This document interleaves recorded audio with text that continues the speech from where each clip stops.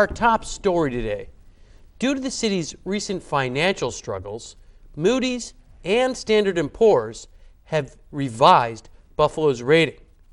While the city avoided a downgrade, the rating agencies have changed the city's outlook from positive to stable.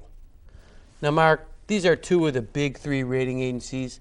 Every year they sit down and look at the city's finances, and they put a grade on our debt, similar to a homeowner or a citizen getting a credit rating from one of the Equifax. And they look at the city's finances and they look at where we're headed, and it's not very good news that they changed our outlook from positive to stable, and 2 out of the 3 did that, Moody's and Standard & Poor's. And it's really a reflection of the city's fiscal issues, especially dwindling reserves and the structurally imbalanced budget that the city has, and the need for the city to plug those budget holes with its savings. Yeah, it's extremely problematic right now, Patrick. Even the one that you haven't mentioned, Fitch.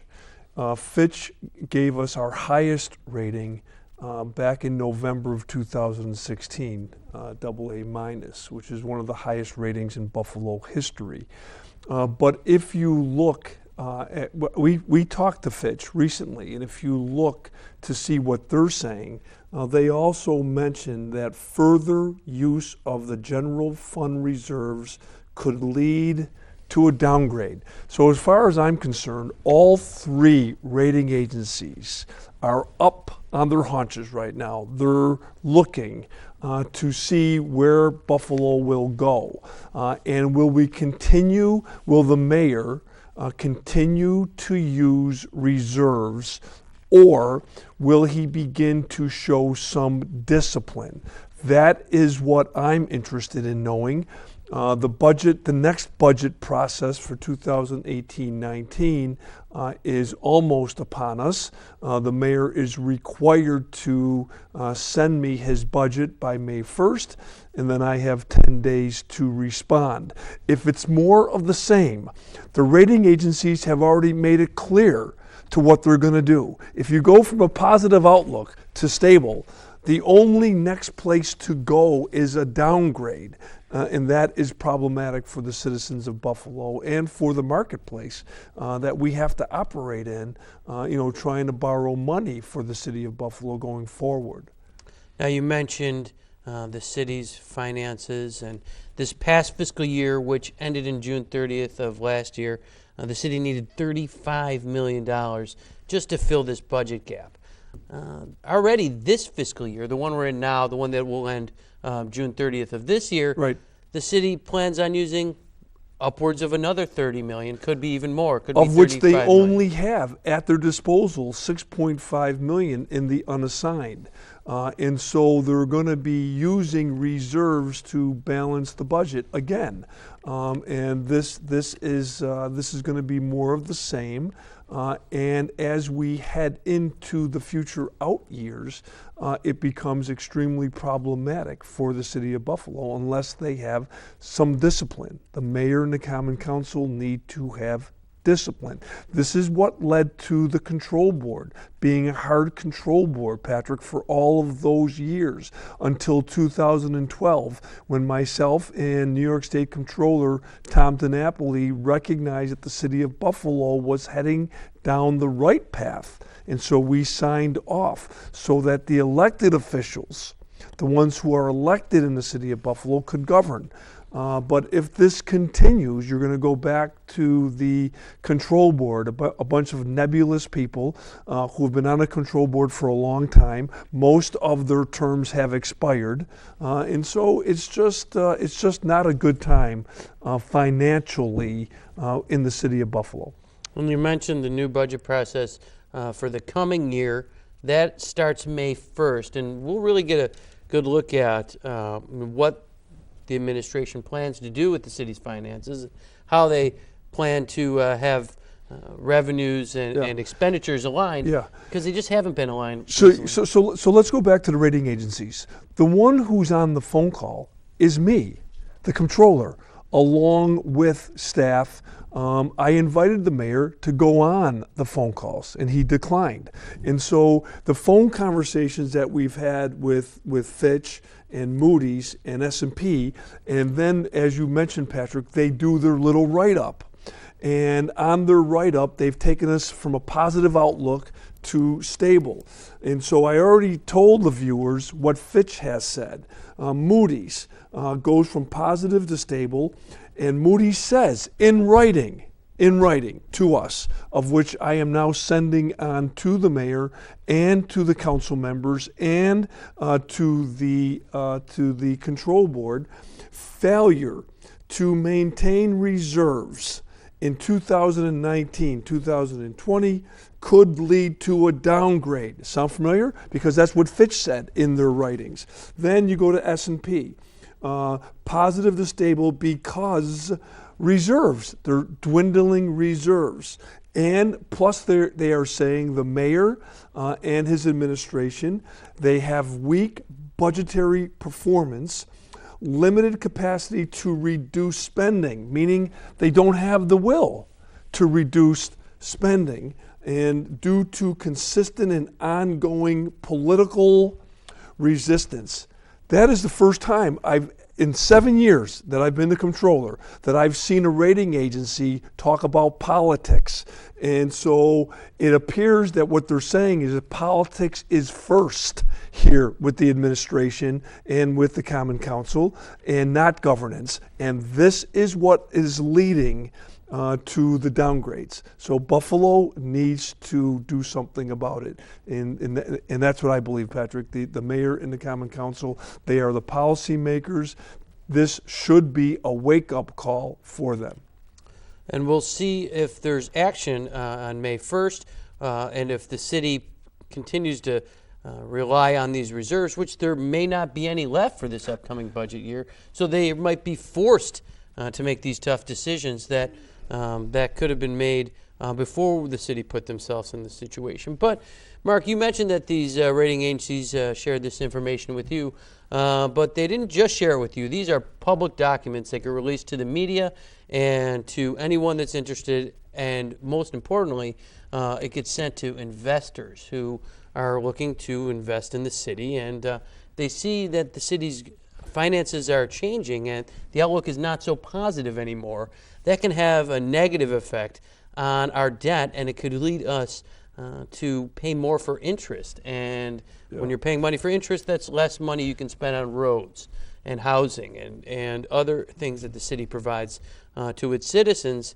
And they said our debt is still too high anyway, and so that causes more issue. In fact, one of the things that Moody said is that significant increase in debt profile could also lead to a downgrade. So there's been a lot of people saying the city should borrow more to do this because rates are low, but Moody's is telling us you better not borrow more because you're already in a tough spot as it is. I think what concerns me the most is what you indicated, Patrick, because it is true.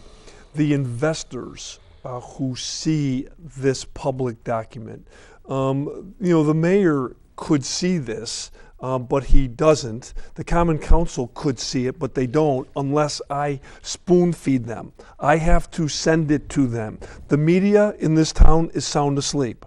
And so the only ones that I'm really concerned about are the investors. And keep in mind, as you know, in 2013, I went and I visited many major investors in New York and in Chicago. And we were successful in telling them the Buffalo story. We were successful in having them invest in Buffalo paper. But now, much of that now has left us, because when you get yourself into a financial bind, the next thing that comes is where we were headed many years ago with the control board. And that has to really be averted right now, Pat. And we talked a little about Moody's and Fitch, but I just want to point out some things Standard & Poor's said. They said the city has a weak budgetary performance, weak budgetary flexibility. They have experienced a structural increase in cost that have not been met with a commensurate increase in revenue. And they also said, despite all the progress Buffalo has in economic development, they still consider Buffalo's economy weak. Yeah. So there's a lot Buffalo can be doing to improve both its economy and, most importantly, what it has the most direct control over as far as the city goes is its finances. And we're just not seeing any progress on that front. And it's coming to the time where it might be too late and we might get a downgrade if something isn't done soon. Yeah, and I hope not. I hope we don't get the downgrade, and I do believe there is time that the policymakers in the city of Buffalo are able to do some positive things to kind of turn this around. But even when the rating agencies suggest that the economy is weak in Buffalo, what they're really talking about is what I've been talking about for the last 7 years that I've been a comptroller. And that is the emphasis has always been downtown. The emphasis has always been the waterfront. There are 30, 40, 50, 60 neighborhoods across the city of Buffalo in the 9 councilmatic districts. The 9 councilmatic districts, Patrick, they've been around since 1927. There's no changes here. And so people who are the policymakers should know where the need is and and do something positive about it. But that doesn't seem to be happening, and that is problematic for the overall story right now that we're talking about. And you mentioned that the focus on downtown, not so much in the neighborhoods. And for your average citizen, and Standard & Poor's puts in their report that, per capita, the average Buffalonian's buying income is only 73% of the national level. And that's part of the issue here. It just seems that, regardless of what's going on downtown, your average citizen is lagging behind the nation. And it just doesn't seem to be getting better despite all the progress we've been seeing in other areas. Yeah. And so, one of the things that I've made clear, and especially, as we recognized, last week was the 50th anniversary of the death of the assassination of Dr. Martin Luther King. And Martin Luther King talked about many things that I think Buffalo needs to be aware of. And that is one of the reasons why things aren't going so well in the neighborhoods is because of systemic racism, and that there is definitely here in Buffalo a wealth gap, an education gap, and a criminal justice gap. Until you begin to address those issues, we are going to continue to get these types of reports. And it's troubling to me, and it should be troubling to the mayor, and it should be troubling to the 9 elected council members. Now, Mark, you mentioned those issues facing Buffalo citizens, and the federal government has set up funding for that through the Department of Housing and Urban Development. We got to take a brief break, but when I come back, I want to talk about that funding and how the people in city government are using that funding and how really it could be better used. Yep. Stay tuned for more Comptroller's Corner after this message. Welcome back to Comptroller's Corner. The Buffalo Municipal Housing Authority is a city agency whose mission is to provide affordable housing for the city of Buffalo. Now, recently, its executive director resigned, and upon her resignation, she was granted a $107,000 payout from the agency, which is supported by tax dollar funds. Now, Mark, this payout, there was no real explanation of what it was for. It was very difficult to understand why someone who resigns gets a 6-figure payout. Also, there was an attempt to keep this secret from the public who actually funded this massive payout.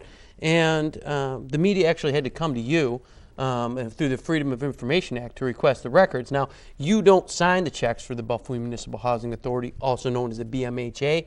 You don't sign those checks, but however, your office does process them. They do print them. Yeah. And you were given the information from the BMHA, and your office prints those checks out. And you release the information as requested. And one of the things that you always are committed to is transparency in your office, especially when we're dealing with taxpayer dollars. And you were startled at this massive payout to an employee who resigned of her own free will. And it's just another example of the lack of accountability, lack of transparency, and utter disregard for the taxpayers that we're seeing out of the BMHA and other city agencies? You know, I might have been startled about their audacity to do this, but this secrecy thing has been going on with the Buffalo Municipal Housing Authority for as long as I've been the Buffalo City Comptroller. It was not too long ago where the board, appointed by the mayor, the board waived a $4 million expense or fee, through which they have no jurisdiction over, so only let me the just council. catch the readers up. The BMHA owed the city of Buffalo $4 million, and the city hasn't collected that from BMHA yet. And BMHA put on their financials, we have written that off our books. Yeah. Meanwhile, the city never written it off the city's books, Yeah. and the money is still owed. BMHA recently acknowledged Yeah. that you were right, that they do owe the $4 million. They haven't paid yet. But back to where you're saying, this payout, when they owe the city $4 million, they owe taxpayers that money. It seems very disturbing that they would finance this multi-million dollar payout for an employee who resigned of her own free will. Yeah. So going back to the $4 million, the Buffalo board, the Buffalo Municipal Housing Authority board waived it. They have no authority to do it. Only the Common Council, who's sound asleep, does have that authority to do it. And so it's disturbing to me, Patrick, in that in 1934 is when the mayor of the city of Buffalo, George Zimmerman, and the Buffalo Common Council, they created Buffalo Municipal Housing Authority, and then the New York State Legislature sanctioned them. And so right now, as far as I'm concerned, because of everything that we're talking about, they ought to be dismantled. They ought to be disbanded. And if we have a responsibility, and we do, the city of Buffalo has a responsibility to the most vulnerable people in the city of Buffalo and who are living in these 27 different housing developments across the city, which get absolutely positively no attention from anybody.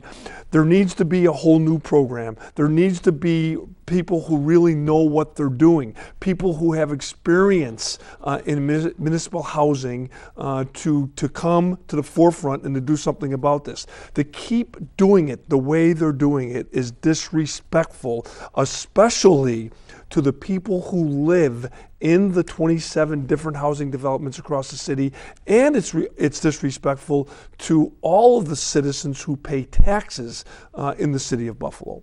Now, you mentioned there's some new members in the BMHA board. Now, the mayor controls the majority of the board members. He appointed some new members, but with this payout, you're seeing it might be a new board, but it's the same old story with the BMHA. Yeah. Nothing seems to change. They seem to want to keep the public in the dark and spend money recklessly and fail to really provide decent, affordable housing to the city of Buffalo. Well, Patrick, the one thing I'm going to do, the mayor, about a month before the primary last year, he said that he was going to put in some new board members.